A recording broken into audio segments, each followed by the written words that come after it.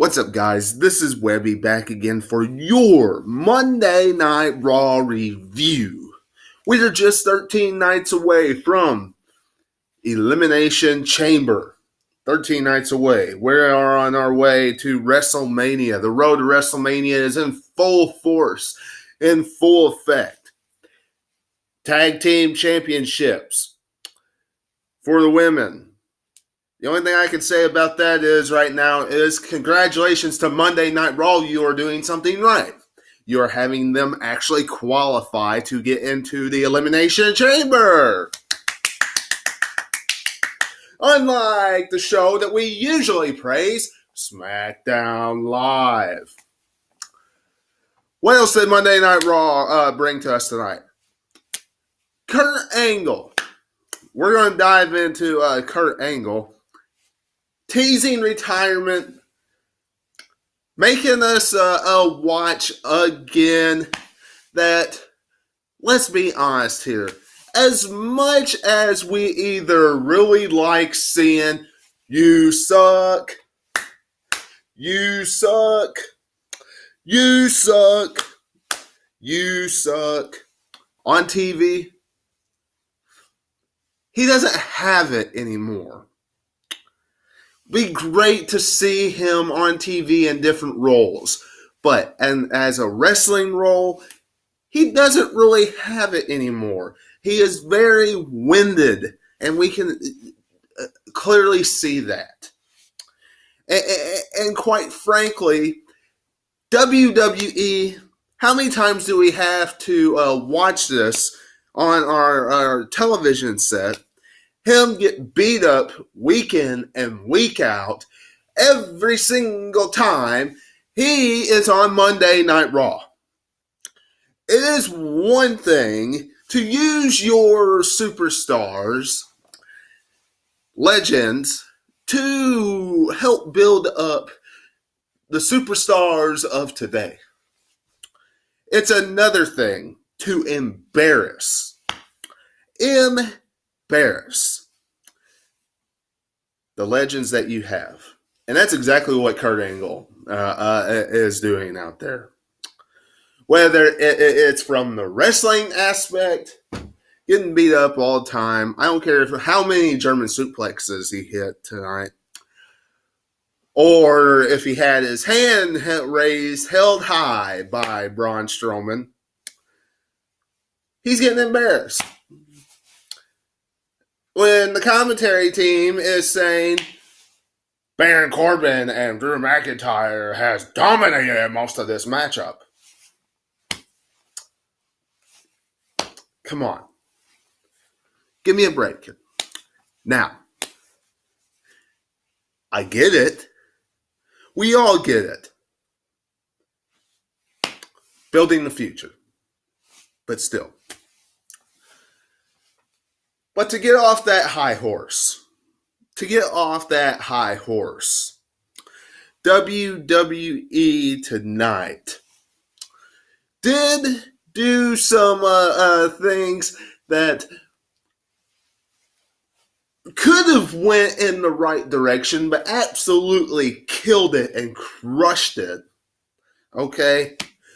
Moment with Bliss. A moment with Bliss. Something some of you wrestling fans, I'm sure, enjoy each and every time Alexa Bliss comes out to do her talk show. Some of you wrestling fans cringe every single time she comes out. Depends on what kind of wrestling fan you are. Her guest this week, EC3.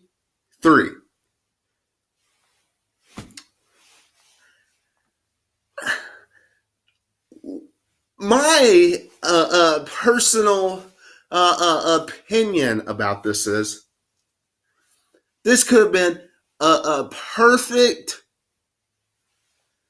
opportunity to have EC3 go out there and tell the WWE Universe exactly what he's going to do on the main roster, tell the WWE Universe, or the superstars backstage what he's going to do to them once he actually gets inside the squared circle. Instead, you have Miss, I'm going to change the channel herself. I don't even want to watch Monday Night Raw anymore herself. Nia Jax, which I got up, as you just see, and left from watching the TV. Interrupt EC3. WWE,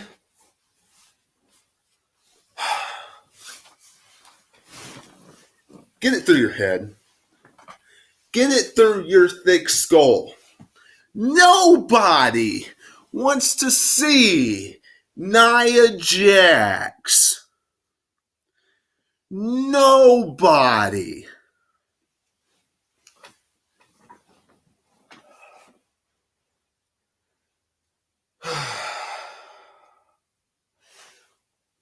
When is WWE going to wake up about Nia Jax? Seriously. No. In their head, the more heat she gets online, hey, the more we're going to push her down the WWE Universe's throat. So what she do, she comes out there, she interrupts, talks about being there in the Royal Rumble, and all that stuff. Dean Ambrose, thank you for interrupting her. That's all I can say. Thank you.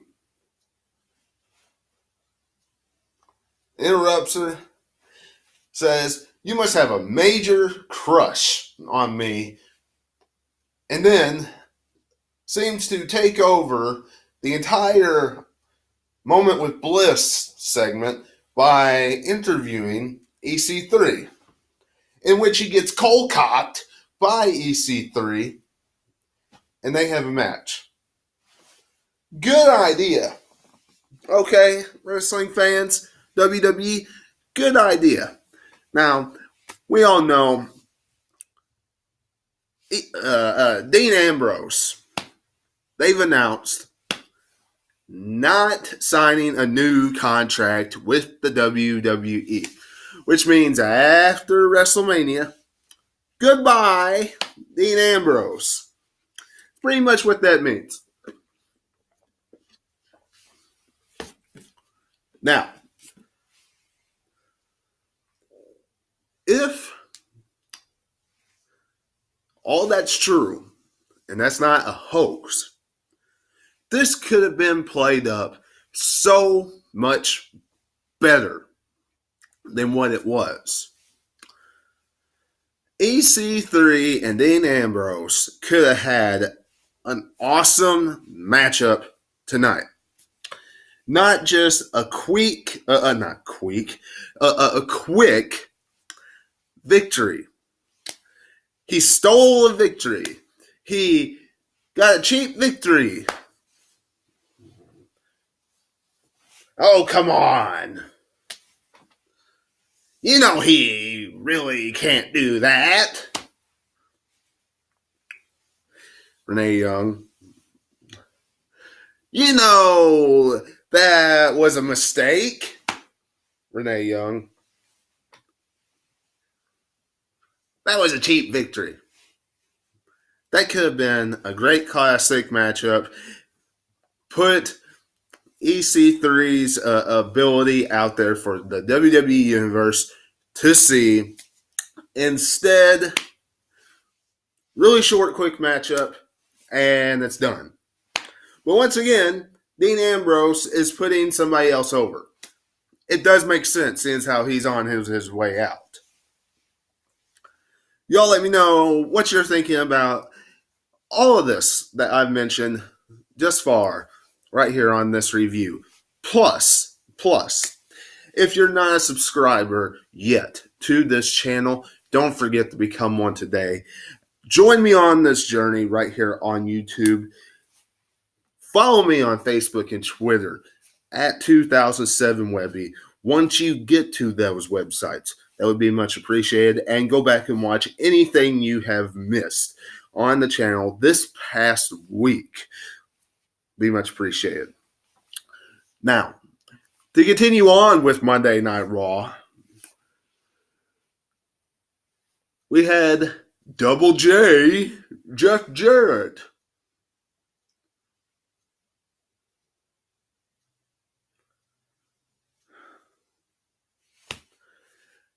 I don't know about you all, but I just cannot get behind Double J, Jeff Jarrett, and Elias rivalry. I can't get behind it. Double J, Jeff Jarrett is by far one of the worst Hall of Famers ever. Some of you are not going to like what I just said, and quite frankly, I don't care when it comes to that. Some of you might be a big Double J fan. Double J sucks. Okay? And beating Double J Jeff Jarrett is not going to enhance Elias's heel persona whatsoever. It's not. This old school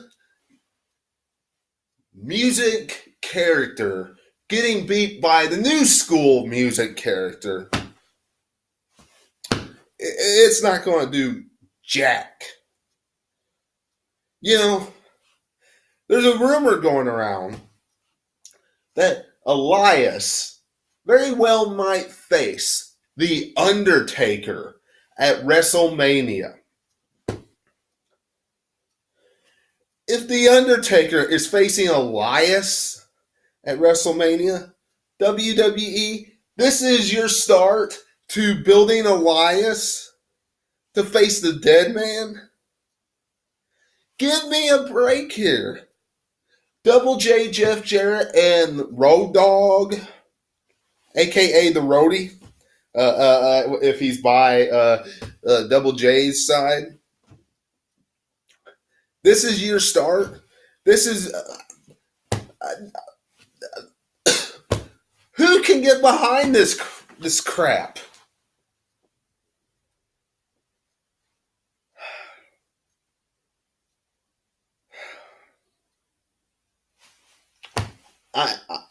I can't. I can't get behind it.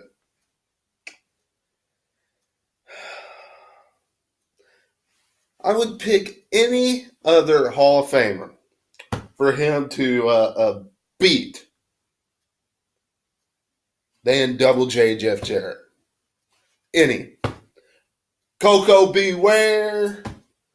I would pick Ted DiBiase. I'd pick anybody. Anyone.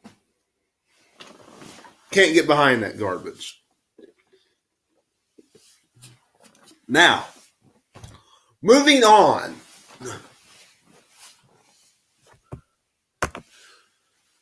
Ronda Rousey systematically took care of the Riot Squad just like that. Riot Squad was buried tonight. Becky Lynch and Stephanie McMahon started off the show. Stephanie invited her to Monday Night Raw. Now, wrestling fans, okay, I've saved this for just about last. And I saved it for just about last because, quite frankly, this is one of the most intriguing things about Monday Night Raw. And if you've waited around for this, thank you very much. And if you've hit the like button and left me a comment below, thank you very much. Now, as we know,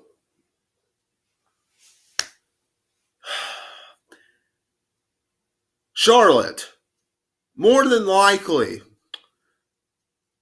even when Becky Lynch was announced to face Ronda Rousey at WrestleMania, that Charlotte was more than likely, in some form or fashion, going to be added to this matchup.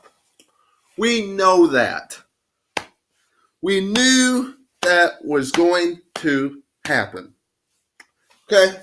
We knew that was going to happen. All right. I'll be back in just a second.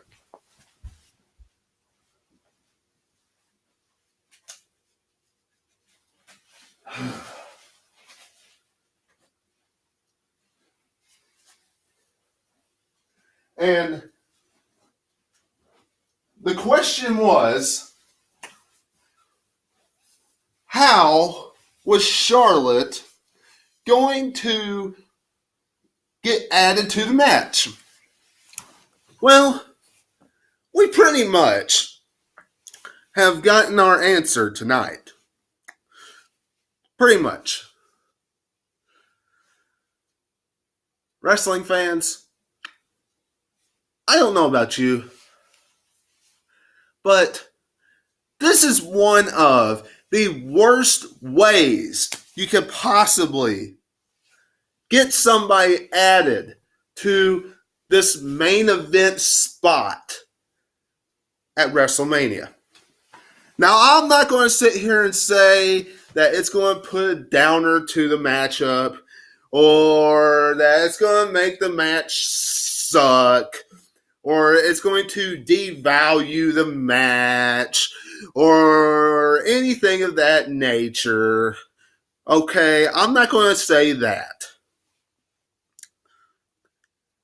What I am going to say is that WWE making Becky Lynch get suspended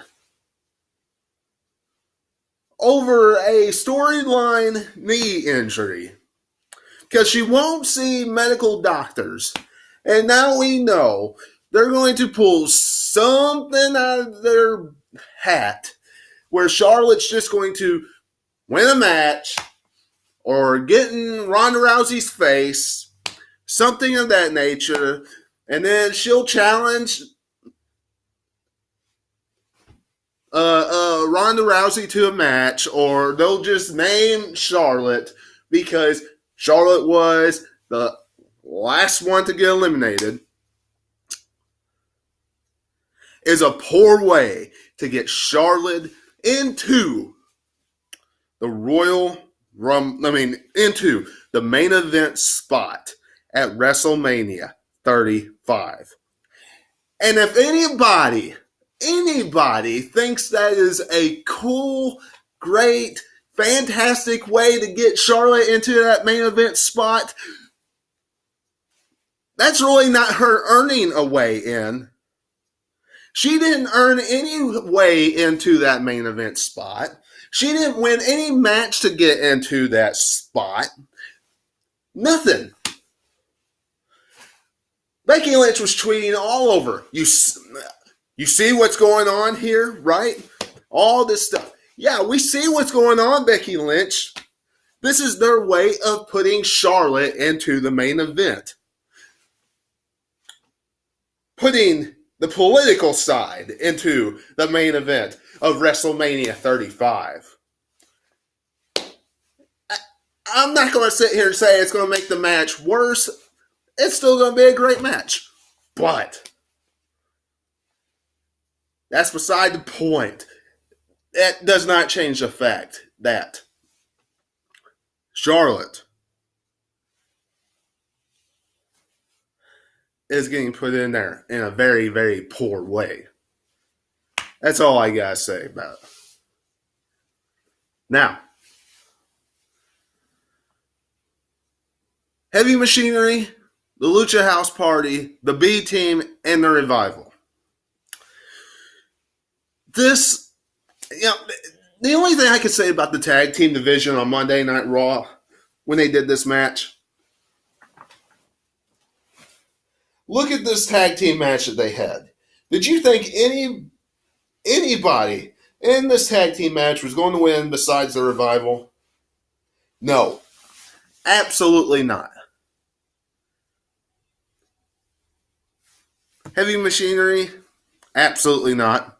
They've been switched back and forth between Monday Night Raw and SmackDown. Lucha House Party? Who in the world's Lucha House Party? Seriously, who in the world is Lucha House Party? They're not going to beat anybody. Lucha House Party, well, I guess, when you really look at it, should be getting a shot at Chad Gable and Bobby Roode, considering they went for weeks and weeks and weeks and weeks and weeks beating the Revival. But, yeah, I guess this match takes precedence over all that. Yeah. The B Team, forget the B Team. Put them on Velocity. Put them on Main Event. Put them on house shows. Put them on anything besides Monday Night Raw. They are exactly what Bo Dallas and Curtis Axel as a tag team are exactly what the name of their team stands for. Irrelevance.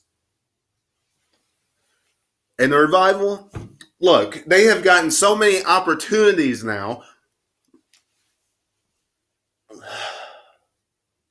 Come Elimination Chamber, which I'm sure that will be where this title match takes place, give them the tag team championships.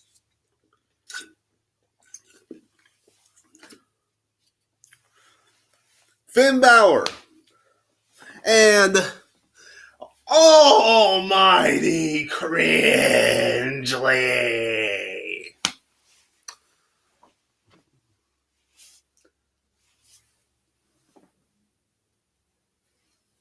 Yeah. And that's all I have to say about that. Finn Balor, please take that Intercontinental Championship off him sooner rather than later. And Kurt Angle, not even going over your talking segment because I pretty much went over what happened during the match. And the talking segment led up to the match.